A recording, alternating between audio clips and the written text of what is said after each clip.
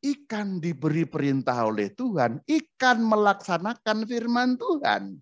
Manusia, nabi pula diberi perintah oleh Tuhan dan tidak melaksanakan firman Tuhan.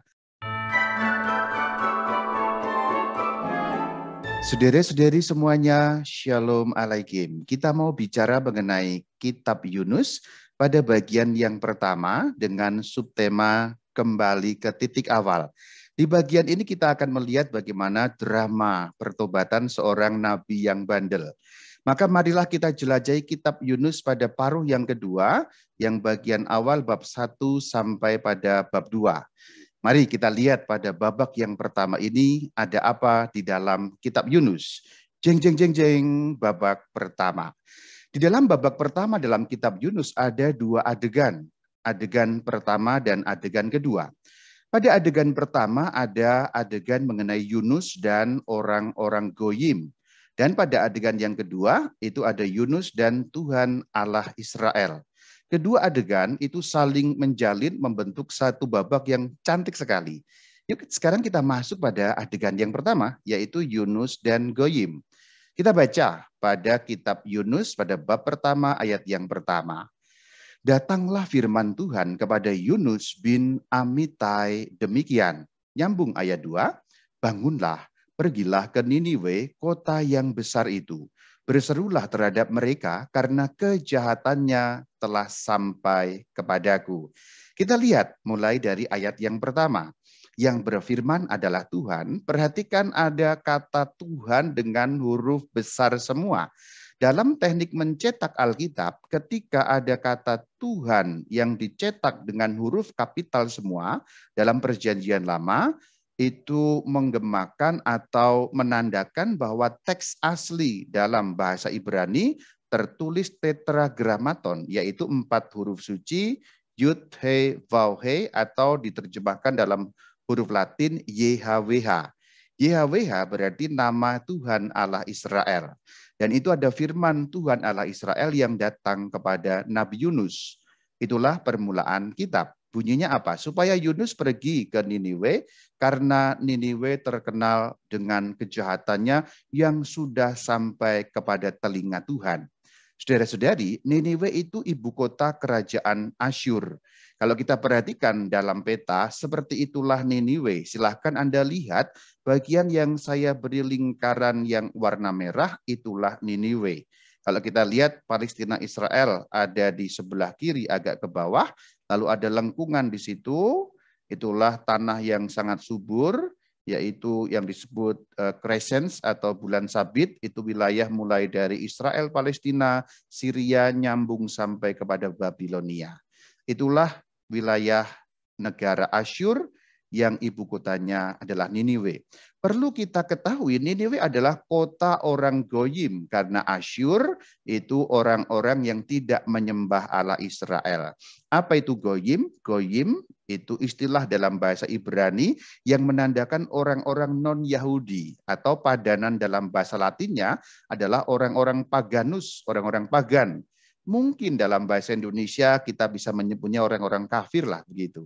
Nah, Yunus diutus untuk menemui kaum Goyim alias pagan alias orang-orang kafir, yaitu orang-orang yang tidak menyembah Tuhan Allah Israel yang disebut dalam Yunus pasal pertama, ayat pertama tadi, Tuhan dengan huruf kapital semua, Yod-Heh-Vav-Heh, itu adalah Tuhan Allah Israel. Dan Niniwe tidak kenal Tuhan, tidak nyembah Tuhan yang disembah oleh orang Israel. Yuk sekarang kita lanjutkan pada ayat yang ketiga. Tetapi Yunus bersiap untuk melarikan diri ke Tarsis jauh dari hadapan Tuhan. Yunus disuruh ke Niniwe, kota orang Goyim, tetapi malah siap-siap untuk lari ke kota Tarsis. Mengapa Yunus melarikan diri? Ada kata melarikan diri di dalam ayat yang ketiga. Ternyata kalau kita membaca terus kitab Yunus bagian-bagian menjelang akhir, kita akan menemui jawaban dari Yunus sendiri. Namun karena kita belum akan sampai ke sana, sementara kita lanjut saja ya, karena bagian-bagian terakhir akan kita bahas di bagian yang kedua.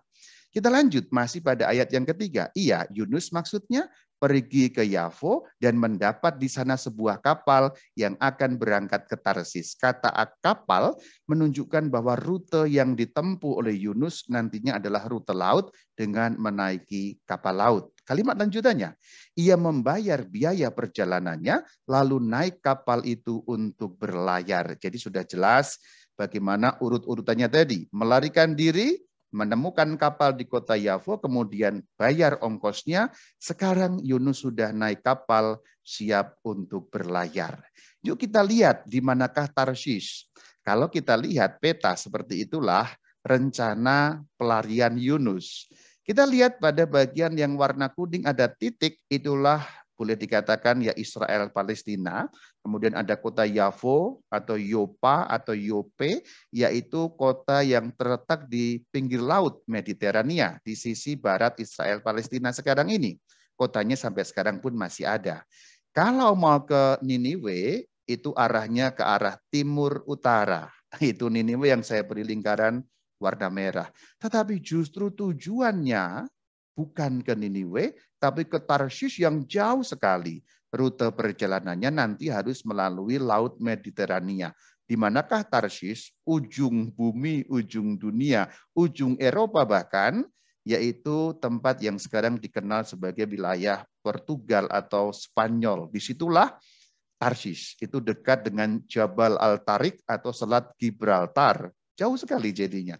Itulah rencana pelarian Yunus yang dikatakan lari ke Tarsis untuk jauh dari hadapan Tuhan.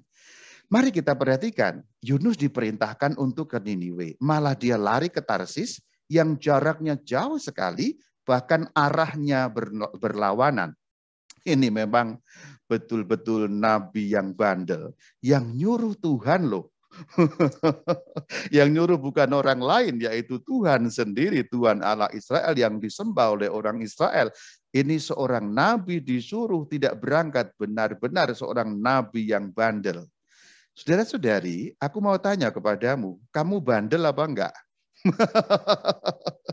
Yang dimaksud tentulah bandel di dalam iman. Bandel apa enggak? Bandel ya.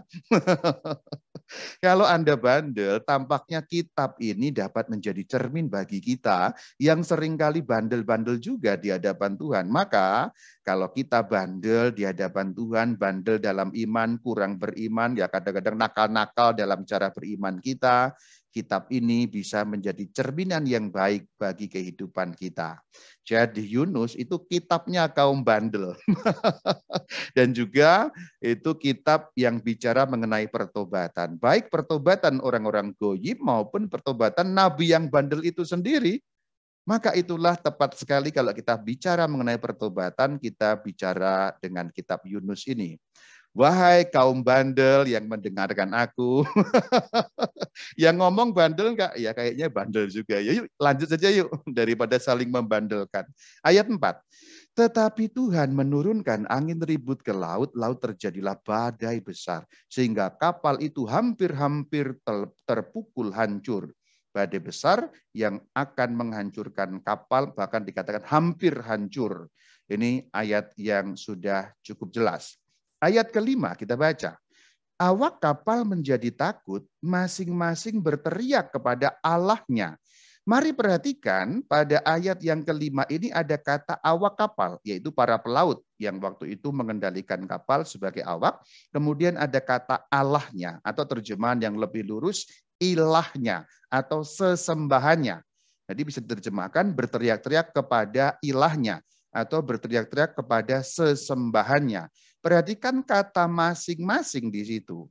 Jadi ketika dikatakan awak kapal berseru kepada sesembahannya masing-masing, ini menunjukkan mereka orang-orang goyim, orang-orang kafir yang tidak menyembah Allah Israel.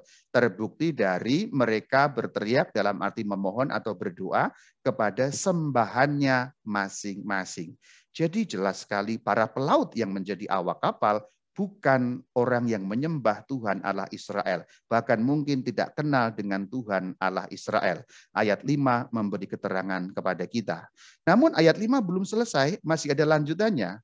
Tetapi, kata tetapi ini diperlawankan dengan kalimat sebelumnya. Awak kapal berteriak-teriak berarti berdoa mereka. Tetapi ini berarti berlawanan dengan sikap para pelaut. Yunus telah turun ke dalam ruang kapal yang paling bawah, tertidur dengan nyenyak. Perhatikan, di situ dalam ayat 5 ada sindiran yang kuat sekali. Goyim versus Israel. Goyim berarti orang-orang yang tidak kenal Tuhan Allah Israel. Ya boleh dikatakan orang-orang yang nggak ngerti Alkitab, orang-orang nggak ngerti Tuhan, nggak nyembah Tuhan. Dilawankan dengan orang Israel yang tahu kitab, tahu Tuhan, tahu Allah yang benar. Kalau ini kita baca sebagai cermin, kita malu di sini. Yang goyim itu berdoa, yang nabi, seorang Israel, nabi lagi. Enggak berdoa, malah molor. Nabi yang bandel, ini sungguh-sungguh nabi yang bandel. Ayat 6 luar biasa lagi. Perhatikan, datanglah nakoda, berarti pemimpin awak kapal, supirnya, kaptennya ya. Bagaimana mungkin engkau tidur dengan nyenyak?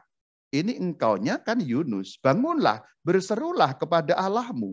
Mari perhatikan kata berserulah kepada Allahmu. Di situ dikatakan, nakoda menyuruh atau mengajari seorang nabi Israel untuk beriman kepada Tuhan. Ini aneh sekali bukan? Nakoda, awak kapal yang orang goyim, yang tidak beriman kepada Tuhan, ngajari seorang nabi Israel untuk beriman kepada Tuhan, memohon kepada Tuhan. Berserulah kepada Tuhan Allahmu. Ini bagaimana kitab ini tuh kitab apa sebenarnya ini? Aneh sekali kalimat-kalimat di dalamnya, padahal baru ayat yang ke-6, saudara-saudari. Kalau membaca sampai ayat ke-6 dan Anda sebagai orang yang beriman, yang mengaku menyembah Tuhan, tidak tersindir dengan kalimat-kalimat ini, Anda mungkin kurang peka. Ayat-ayat sampai ayat ke-6 ini banyak sekali sindirannya. Karena apa? Karena itu kan seperti menyindir kita.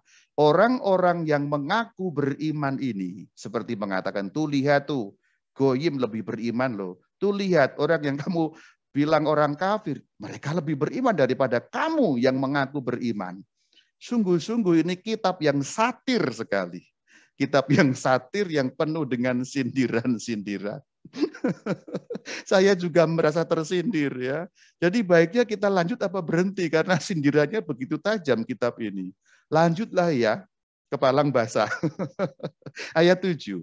Mereka membuang undi dan Yunuslah yang kena undi. Jelas dibuang undi, kemudian mereka yang membuang undi. Tentu ini cara orang pada zaman itu, biasanya ada undian-undian tertentu untuk boleh dikatakan langit bicara apa, Allah bicara apa, sesembahan yang di atas dewa-dewa bicara apa dengan cara undian. Lalu Yunus kena undi, di situ menandakan ada sesuatu dengan Yunus. Kemudian dikatakan pada ayat 8, berkatalah mereka kepadanya, beritahukan kepada kami karena siapa kita ditimpa oleh malapetaka ini. Maka dikatakan jelas sekali mereka memaksa Yunus jujur, ada apa dengan kamu? Apa yang membuat kita ditimpa malapetaka ini? Ini cara berpikir orang pada zaman kuno, bahwa orang harus menjelaskan kenapa, apa, latar belakangnya, kamu berbuat apa sehingga murka langit atau murka dewa-dewa, tentu pemahaman orang pada zaman itu seperti itu, menimpa mereka. Lalu dikatakan pada ayat yang ke-9, sahutnya kepada mereka, sahut Yunus kepada awak kapal, termasuk juga nakoda tadi. Aku seorang Ibrani, aku takut akan Tuhan yang empunya langit, yang telah menjadikan lautan dan daratan. Perhatikan ayat 9, lagaknya luar biasa. Nabi yang bandel ini lagaknya luar biasa di depan orang. Aku seorang Ibrani. Perhatikan bagaimana kata-katanya itu penuh, seperti penuh dengan kebanggaan gitu loh. Aku seorang Ibrani, aku takut akan Tuhan. Maksudnya takut akan Tuhan, aku beriman kepada Tuhan. Dan Tuhannya itu Yud-He-Vah-He Allah Israel. Aku seorang yang menyembah Tuhan dengan benar loh. Kira-kira begitu. Perhatikan bagaimana kebohongannya besar sekali. Baru saja diceritakan dia lari jauh dari hadapan Tuhan. Sekarang berani-beraninya mengatakan aku takut akan Tuhan. Sebagai pembaca kita tahu Nabi ini ngibul di depan awak kapal ya. Dikatakan Allah yang empunya langit yang telah menjadikan lautan dan daratan. Dikatakan Allahku itu, Allah Israel sembahannya Yunus maksudnya, dia yang punya langit, bumi semuanya karena beliaulah yang menciptakan. Kira-kira begitu yang disampaikan kepada orang-orang awak kapal tadi. Lagi-lagi ayat 9 ini bicara mengenai sindiran sesuatu yang penuh dengan satir. Satiris lagi di situ. Apalagi kalau kita lihat kembali ayat 9 dalam kaitan dengan ayat 3. Yuk kita lihat ya, ayat 9. Tuhan Allah menjadikan lautan dan daratan. Ini perkataan Yunus. Ini pengakuan iman Yunus di depan awak kapal, yaitu kaum Goyim. Ayat 9 lah. Tuhan Allahku ini loh yang menciptakan lautan dan daratan. Ayat 9. Yuk sekarang kita bawa ayat 3 ke sini. Dikatakan Yunus bersiap untuk melarikan diri ke Tarsis jauh dari hadapan Tuhan. Yuk digabungkan ayat 9 dan ayat 3. Kalau Tuhan Allah yang menciptakan lautan dan daratan, lalu Yunus merasa bisa melarikan diri ke Tarsis jauh dari hadapan Tuhan, bagaimana caranya melarikan diri itu mungkin? Sedangkan lautan, daratan, semuanya Tuhan ciptakan. Sedangkan semuanya ini ada di hadapan Tuhan. Bukankah ini konyol sekali Nabi ini? Sudah bandel, konyol pula. Ini kitab apa sebenarnya? Ini kan BEGO sebenarnya ya. Anda tahu BEGO ya. Dibaca saja BEGO itu apa.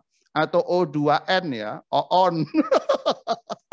Ini Nabi macam apa coba? Dia mengakui, dia menyatakan Tuhanlah pencipta lautan dan darat. Terus dia mau lari ke Tarsis. Yang dibilang ujung bumi atau manapun, bukankah itu semua Tuhan yang menciptakan? Bagaimana kamu bisa lari, Yunus? Konyol sekali Yunus ini. Sekarang aku mau tanya kepadamu, saudara-saudari. Kamu konyol enggak? Dalam hidup beriman, dalam tindakanmu sehari-hari, dalam kerangka kamu sebagai seorang murid Kristus, kamu itu kadang konyol apa enggak? Kamu nggak mau jawab ya. Malah mau tanya Rama Bayu konyol nggak ya? Konyol juga sama, konyol. Lagi-lagi kitab ini dapat menjadi cermin bagi kita yang acap kali berbuat konyol di hadapan Tuhan. Ini kan sama kalau kita baca sekali lagi dengan bercermin tentang ini. Kita menganggap, kita beriman dan kita yakin Tuhan melihat semuanya. Tuhan pencipta langit dan bumi, pencipta manusia, tahu manusia luar dalam bahkan sampai batin.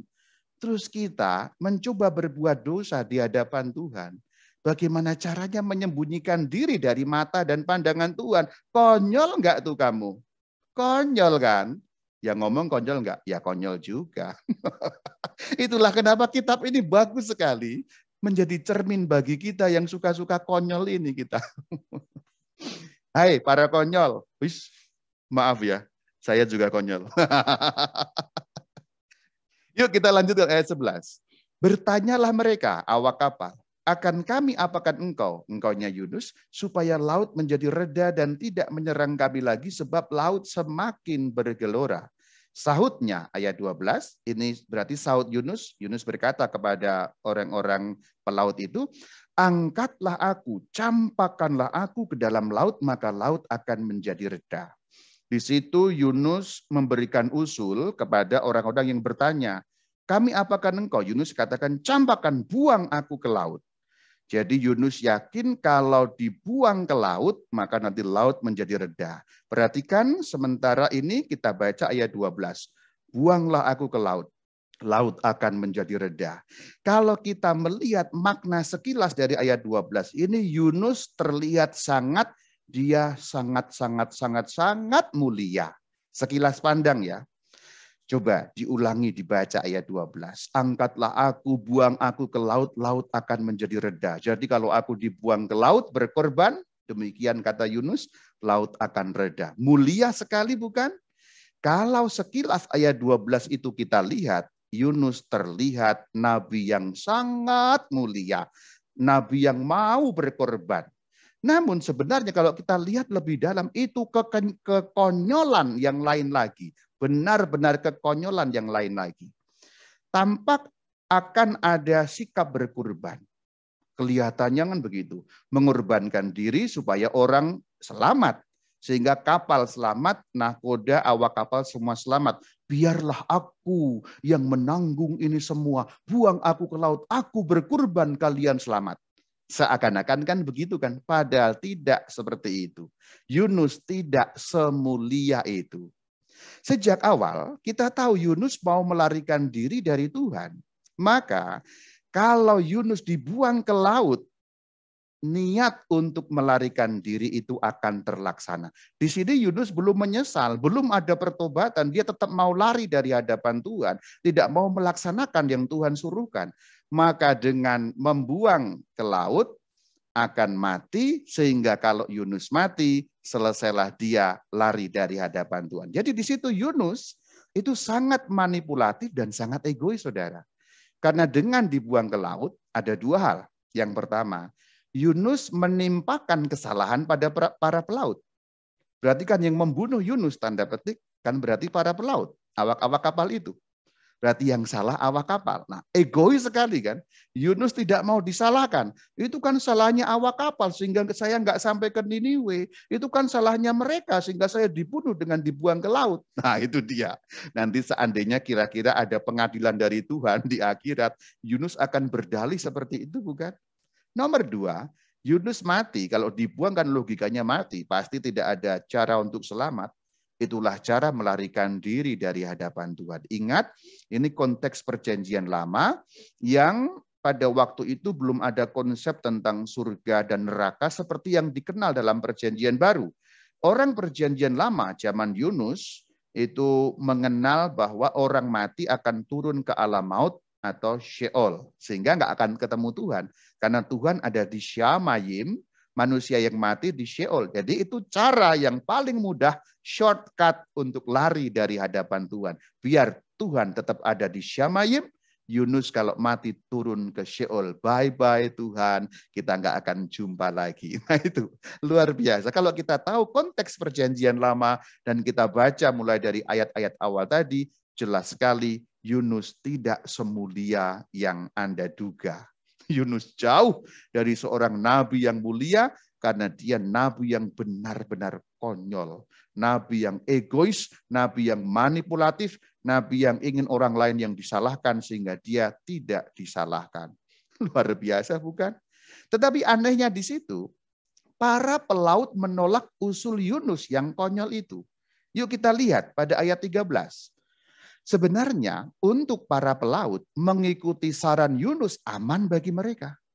Lagi pula kan mereka juga nggak kenal Yunus. Mereka kan orang-orang goyim, para pelaut.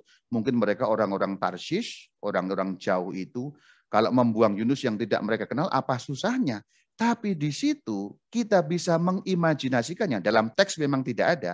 Tapi dengan menolak untuk membuang Yunus, mereka merasa satu nyawa ini pun berharga. Kalau kita selamat harus selamat bersama-sama. Jangan sampai mengorbankan satu orang demi keselamatan untuk kita saja. Kira-kira demikian pemikiran para pelaut yang menolak usul yang sangat konyol itu. Ini jelas dalam ayat ke-13. Yuk kita baca. Berdayunglah orang-orang itu dengan sekuat tenaga untuk membawa kapal itu kembali ke darat. Tetapi mereka tidak sanggup, laut semakin bergelora menyerang mereka. Berdayunglah artinya mereka berusaha untuk membawa kapal ke darat supaya tidak harus membunuh Yunus dengan cara membuang ke laut. Ini penolakan sesungguhnya. Kira-kira kalimatnya dapat kita uraikan dengan mengimajinasikannya. Mungkin para pelaut ngaco lu, ngawur lu. Nah kira-kira begitu. Ngapain harus mengorbankan kamu? Gimana? Enggak. Kita selamat bareng-bareng. Yuk kita berusaha. Lalu mereka berdayung. Mungkin kalau kita kalimatkan parafrase seperti itu jadinya. Pendek kata, usul konyol ditolak oleh para pelaut. Lagi-lagi cermin bagi kita bukan, nabinya konyol, para pelaut goyim luar biasa. Mereka tidak mau mengorbankan bahkan satu orang pun demi keselamatan mereka sendiri. Dahsyat sekali kan? Kitab apa kitab Yunus ini? Yuk kita baca sekarang lanjutannya pada ayat yang ke-14. Lalu berserulah mereka berarti para goyim tadi, kepada Tuhan. Nah di sini rupanya kemudian mereka mengerti dan mengenal Tuhan. Karena dikatakan, berserulah mereka kepada Tuhan. Ya Tuhan, ingat penjelasanku pada bagian awal yang menjelaskan bab 1 ayat 1 tadi. Tuhan, huruf kapital semua, YHWH, Tuhan Allah Israel. Ya Tuhan, kata orang-orang Goyim itu, janganlah engkau tanggungkan kepada kami darah orang yang tidak bersalah, dan seterusnya, dan seterusnya. Anda lihat perubahannya? Anda lihat gak perubahannya? Awak kapal atau para pelaut tadi mengalami perubahan dalam hal berseru. Kalau Anda belum melihat perubahannya, aku akan tunjukkan ayat 5 dibandingkan dengan ayat 14 supaya engkau dapat melihatnya. Kembali kepada ayat 5. Awak kapal berteriak-teriak kepada ilahnya, sesembahannya masing-masing, dewa-dewinya. Berarti pada ayat kelima, goyim-goyim itu berdoa kepada dewa-dewinya. Ayat 14 ada perubahan. Berserulah mereka awak kapal itu kepada Tuhan. Jadi ayat 5 mereka berdoa kepada dewa-dewanya. Ayat 14 mereka berdoa kepada Allah Israel. Ingat ya Tuhan huruf besar semua YHWH Yud He Vav He, Tuhan Allah Israel. Di sini kita dapat membuat suatu penafsiran. Ternyata para awak kapal kaum Goyim itu bertobat. Yang tadinya tidak berdoa kepada Allah Israel. Sekarang berdoa, beriman kepada Allah Israel. Gokil kan? Gokil kan? Waduh, Rama bisa ngomong gokil juga ya bisa ya. Gila kan? Satir banget loh ini, satir banget, asli satir banget. Orang-orang yang nggak beriman kepada Tuhan, sekarang beriman kepada Tuhan. Dan nabinya yang mengaku beriman, tetap konyol gitu. Jadi kalau kita membaca kitab Yunus, baris demi baris, ayat demi ayat, ini nggak sekedar cerita bina iman anak, saudara-saudari. Mungkin Anda membayangkan selama ini kitab Yunus hanya cerita bina iman anak yang cuma begitu-begitu saja. Oh no, no, no, Anda salah besar.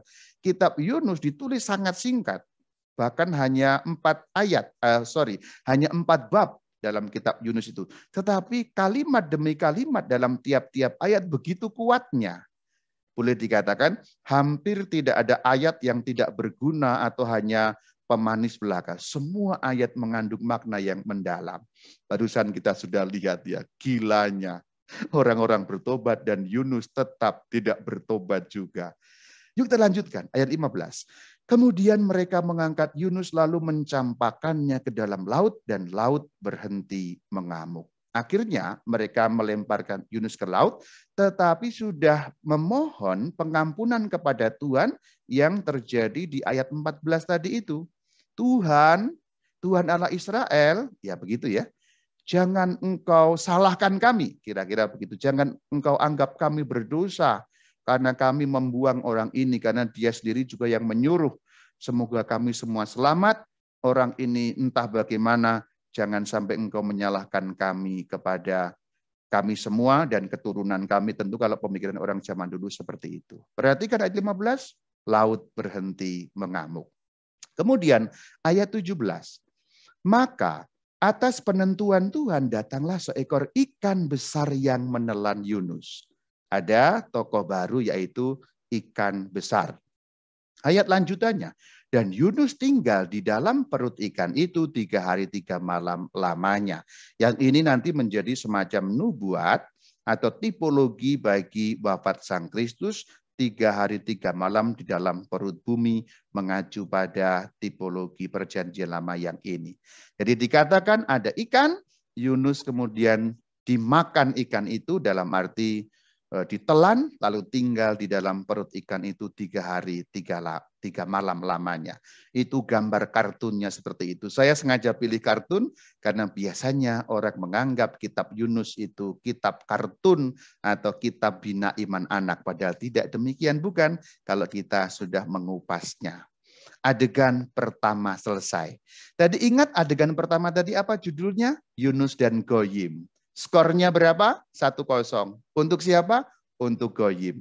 Goyim bertobat dan Yunus tetap tidak bertobat, saudara. Haleluya, saudara.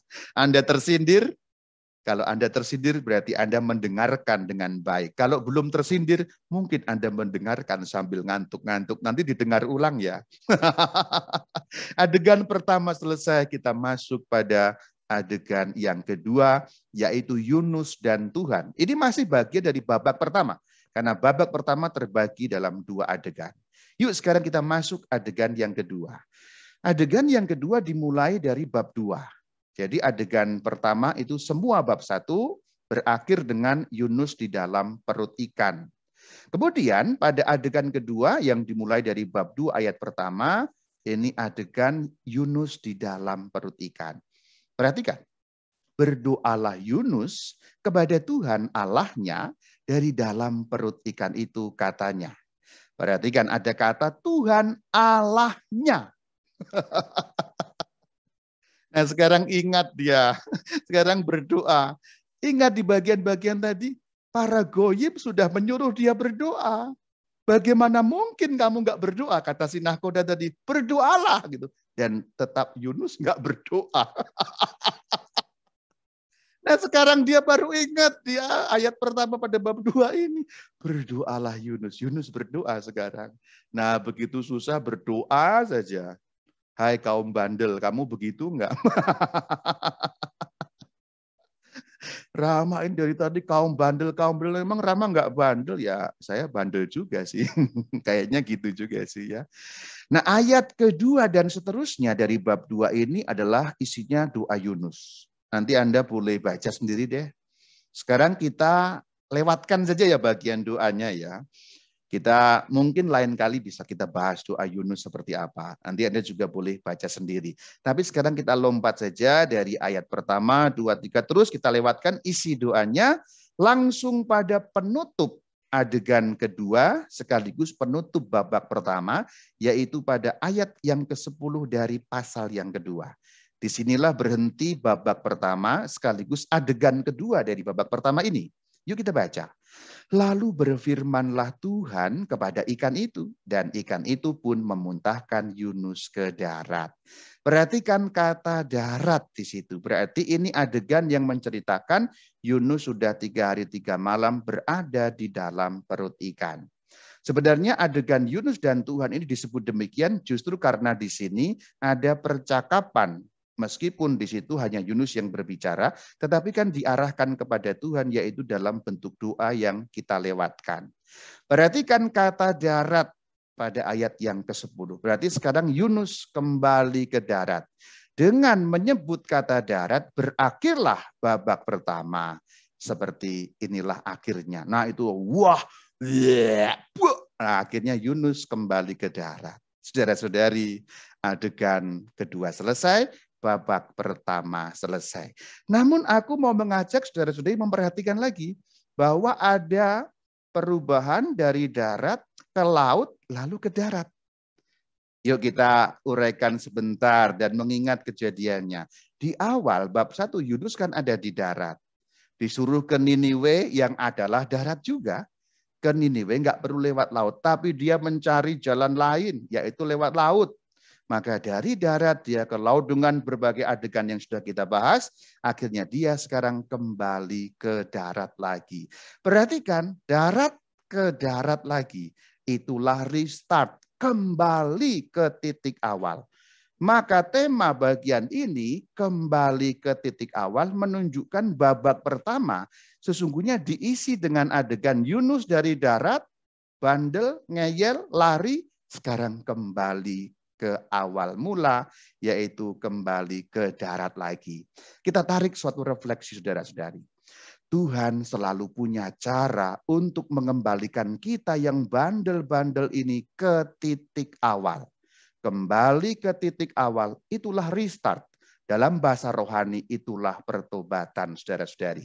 Maka dengan membaca kitab Yunus pada bagian ini saja, kita sudah dapat menarik suatu refleksi bagaimana Tuhan berjuang sekuat tenaga mengembalikan nabinya yang konyol dan bandel itu kembali ke titik awalnya ketika dia mendapatkan firman yang berisi perintah tadi itu. Ini menggambarkan bagaimana pertobatan. Maka saudara-saudari pendengar katekisme sedikit ini yang mungkin Anda bandel-bandel, ingat Tuhan selalu punya cara untuk mengembalikan kita ke titik awal. Tugas kita mengikuti supaya kita dapat selalu restart di hadapan Tuhan, kembali ke titik awalnya. Namun refleksi belum berakhir, renungannya belum berakhir. Inti dari tafsiran-tafsiran juga belum berakhir. Karena apa? Lagi-lagi di bagian ini kita juga masih disindir. Rama, dari tadi kok kita disindir melulu ya Rama ya? Iya. Aku sebenarnya baca kitab Yunus agak males juga ya. Disindir melulu. Tapi memang dasarnya kitab ini menarik sekali.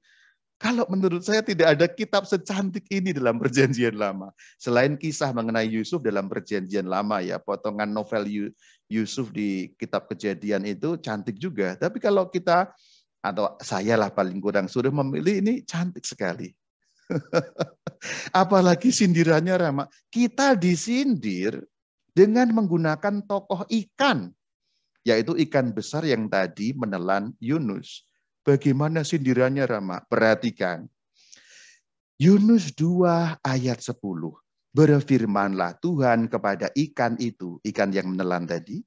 Ikan itu pun memuntahkan Yunus ke darat. Berarti ada firman Tuhan kepada ikan. Berarti ada perintah dari Tuhan kepada ikan. Memang tidak dituliskan firman-Nya, tetapi kita bisa mengandaikan. Karena hasilnya adalah ikan memuntahkan Yunus ke darat. Meski tidak dikalimatkan, tapi kita bisa menyimpulkan firman Tuhan kiranya bunyinya demikian, kurang lebihnya. Kan ikan, muntahkan sekarang Yunus, nabiku yang konyol itu ke darat. Kalimatnya mungkin tidak persis seperti itu, tapi intinya adalah itu. Kan ikan, sekarang muntahkan Yunusku itu ke darat. Kemudian, siap bos, kata ikan. Si ikan melaksanakan perintah Tuhan. Perbandingkan dengan Yunus yang diberi perintah juga. Kembali ke bab 1 ayat 1 dan ayat 3. Firman Tuhan kepada Yunus, pergilah ke Niniwe. Tetapi Yunus lari ke Tarsis. Kamu lihat enggak sindirannya di situ? Ya ampun Tuhan, nyindirnya kok sakit begini ya. Ikan diberi perintah oleh Tuhan, ikan melaksanakan firman Tuhan. Manusia, nabi pula diberi perintah oleh Tuhan dan tidak melaksanakan firman Tuhan. 1-0 untuk siapa? Untuk ikan yang bukan manusia melaksanakan firman Tuhan. Hai kaum bandel dan kaum konyol, kamu kalah sama ikan. Sindirannya bertubi-tubi saudara. Itu tadi babak pertama selesai. Kalau kita kupas seperti ini, kitab yang tampaknya untuk anak-anak menarik bukan? Itulah gunanya membaca Alkitab dengan bimbingan, dan itulah gunanya membaca Alkitab dengan ilmu tafsir yang benar. Yuk sekarang kita masuk babak kedua, karena babak pertama selesai dengan kembalinya Yunus ke darat.